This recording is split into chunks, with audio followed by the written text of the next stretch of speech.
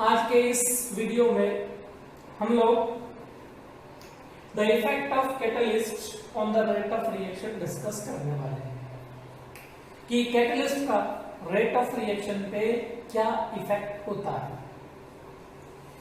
जैसे कैटलिस्ट का इफेक्ट समझने के लिए पहले हमको एक बेसिक कंसेप्ट एक्टिवेशन एनर्जी को समझना होगा। एक्टिवेशन एनर्जी क्या होता है,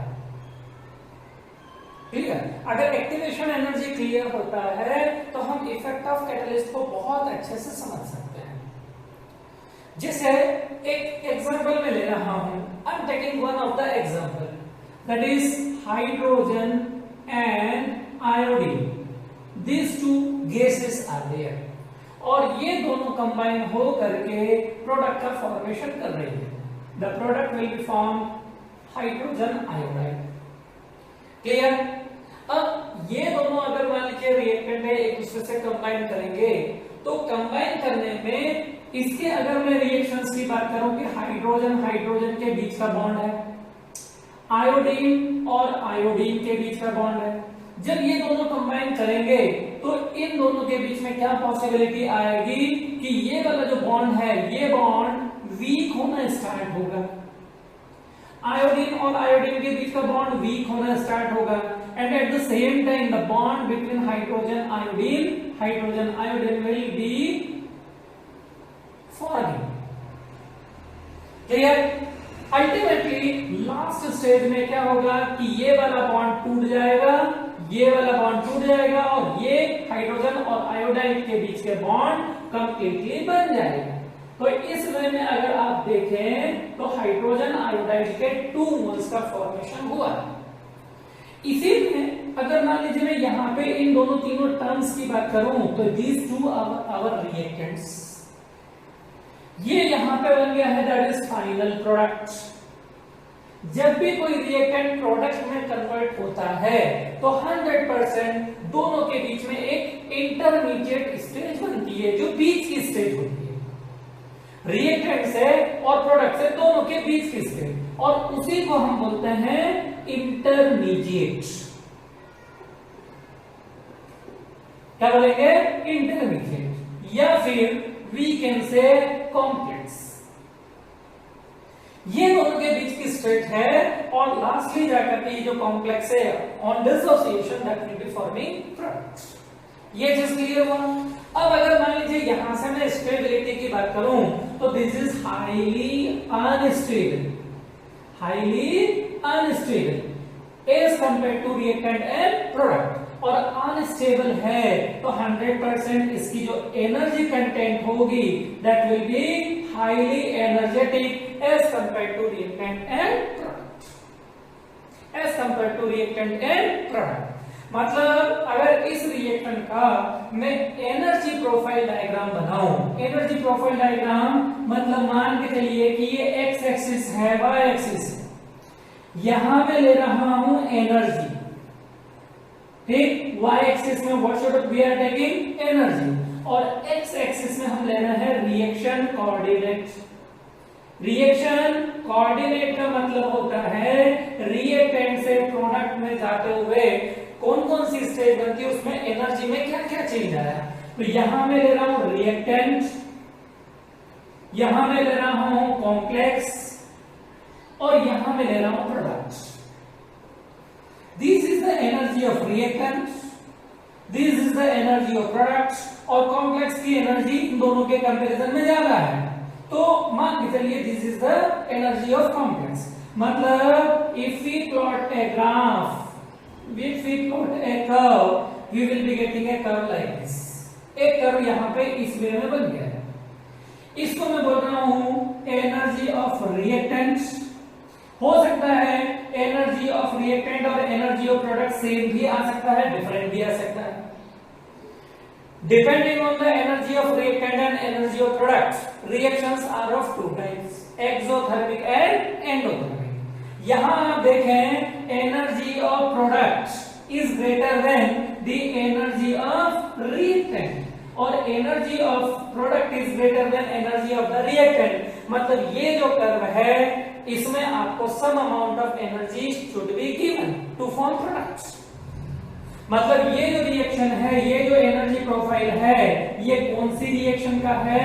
एंडोथर्मिक रिएक्शन का। अब यहां पे देखिए reactant is having this much amount of energy, लेकिन प्रोडक्ट बनाना है, प्रोडक्ट बनाने के लिए उसको कॉम्प्लेक्स भी बनाना है, तो ये जो है this will be the energy of complex. What is that? Energy of complex. तो रिएक्टेंट के पास में this much amount of energy is there, complex बनाने के लिए some amount of energy is needed. कितनी एनर्जी?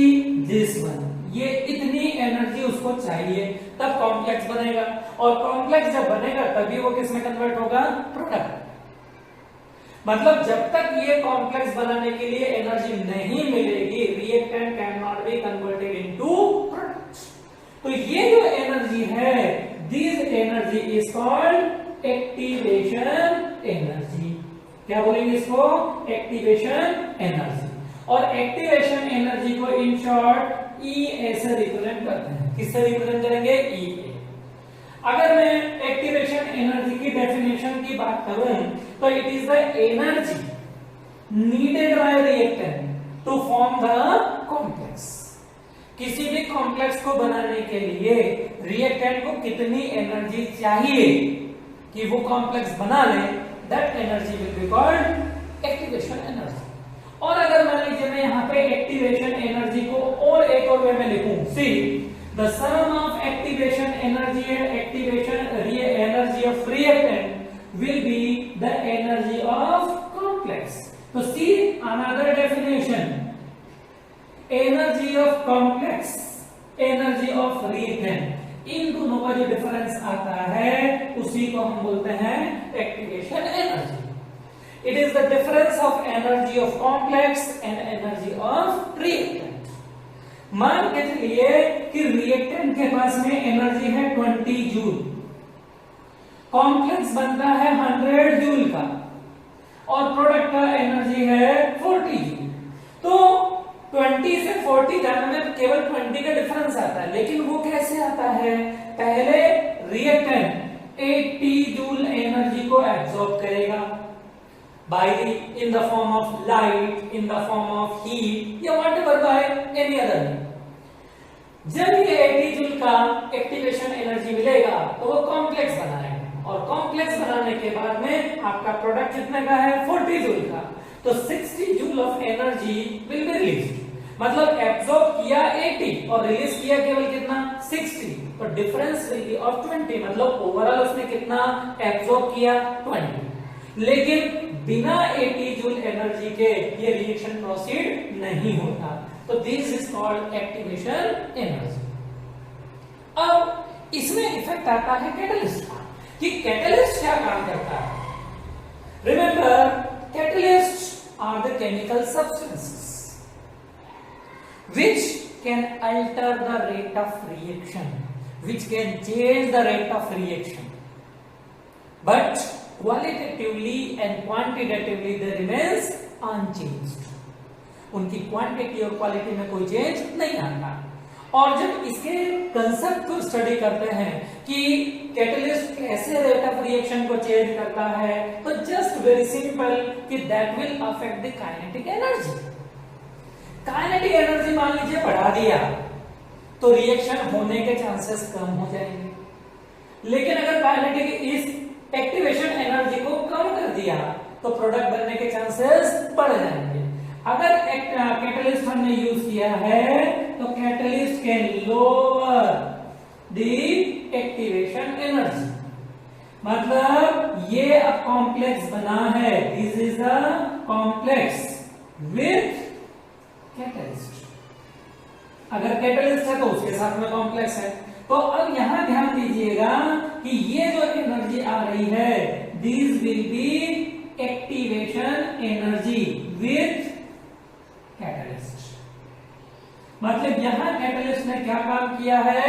रिएक्शन की एक्टिवेशन एनर्जी को कम कर दिया है। और जब एक्टिवेशन एनर्जी कम हो जाती है तो रिएक्शन का प्रोडक्ट में कन्वर्शन का चांस बढ़ जाता है। रिएक्टेंट में convert easily into products if the catalyst are to be used. तो कैटलिस्ट क्या काम करता है? एक्टिवेशन एनर्जी को कम कर देता है, रिएक्टेंट और प्रोडक्ट की एनर्जी को चेंज नहीं करता। रिमेंबर, ये केवल नया पाथवे सिलेक्ट करता है और ऐसा पाथवे जिसमें एक्टिवेशन एनर्जी कम हो जाती है। एक्टिवेशन एनर्जी को और कैटलिस्ट को समझने के लिए मैं एक एग्जांपल दे रहा हूं। Listen the example.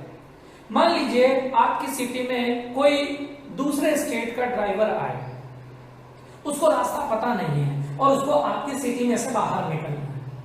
कैसे निकलेगा? रास्ता तो पता नहीं है, कभी इधर घुसेगा कभी उधर घुसेगा, किसी रास्ते में ब्लॉक हो जाएगा।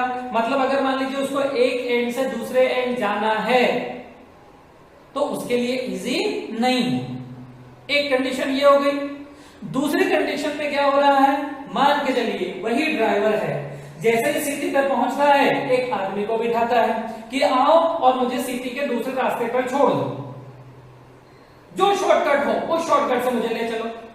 तो वो उस आदमी को बिठाता है और बिठाने के बाद में जैसे ही सिटी से बाहर होता है उस आदमी को पैसे दे करके उसको उतार देता है। क्लियर? तो जो आदमी रास्ता बताने का काम किया, जो शॉर्टकट ले जाने का काम किया, वो अपनी केमिस्ट्री की लैंग्वेज में क्या हो गया? कैटलिस्ट। उसने स्पीड ऑफ द रिएक्शन को फास्ट कर दिया, किसी भी काम को फास्ट कर दिया कि कितना जल्दी वो हो सके। सेम वे में कैटलिस्ट इसलिए कि कैटलिस्ट क्या काम कर रहा है? रेट ऑफ रिएक्शन को बढ़ा रहा है by minimising the activation energy. तो ये जो एनर्जी प्रोफाइल डायग्राम में यहां दे रहा हूं कि this is the activation energy without catalyst and this is the activation energy with catalyst. Catalyst क्या काम करता है? रेट ऑफ रिएक्शन को बढ़ा देता है। कभी कभी कुछ कैटलिस्ट ऐसे हैं जो रेट ऑफ रिएक्शन को कम भी करते हैं, लेकिन इनके परसेंटेज बहुत कम है। 99% कैटलिस्ट आर प्रमोटर्स, वो रेट ऑफ रिएक्शन को बढ़ाने का ही काम करते हैं।